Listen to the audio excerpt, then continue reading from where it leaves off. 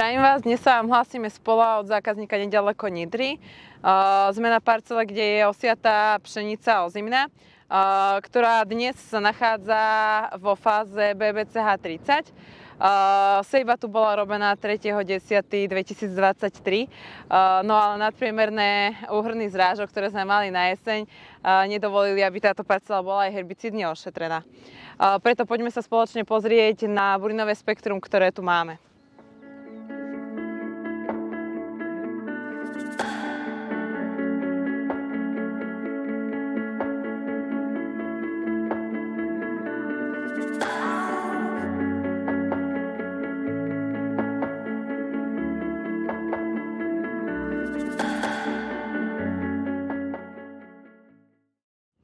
Na základe burinového spektra, ktoré, ako ste mohli vidieť, je skutočne rozmanité, tu bude aplikovaná naša novinka Fundamentum.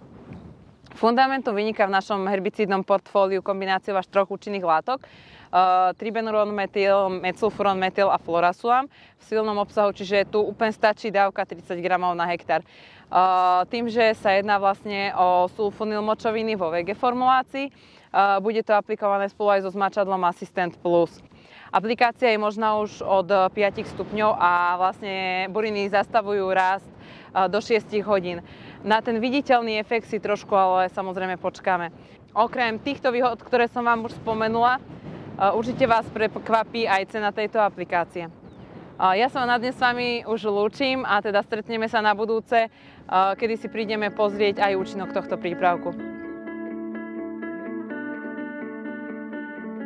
Máme 2 týždne po aplikácii, tak sa poďme spoločne pozrieť, ako Fundamentum zaúčinkovalo.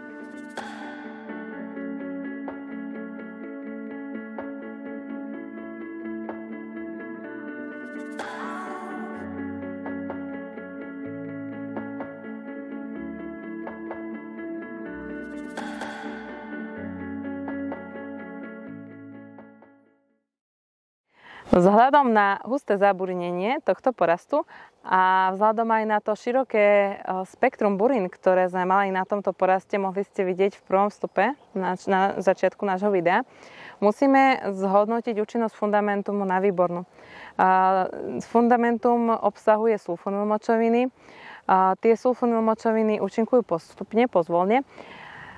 Môžeme ich aplikovať od 5 stupňov, avšak tu na tomto pole boli aplikované neúplne pri vhodných podmienkach, pretože hneď po aplikácii v noci mrzlo.